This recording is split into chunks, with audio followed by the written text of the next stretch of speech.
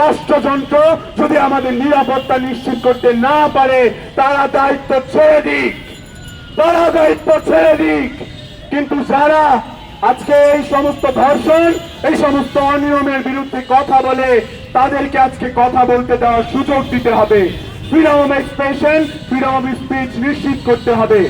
আজকে জগন্নাথ হলের আপামর সকল সাধারণ শিক্ষার্থীদের পক্ষ থেকে আমি এই কথা জানাতে এসেছি যে জগন্নাথ হল আপনাদের সাথে আছে।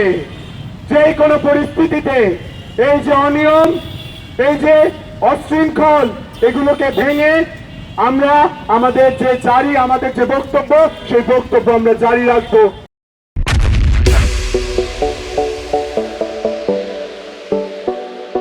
তার জন্যই আমরা আজকে সংহতি জানাতে এখানে উপস্থিত হয়েছি।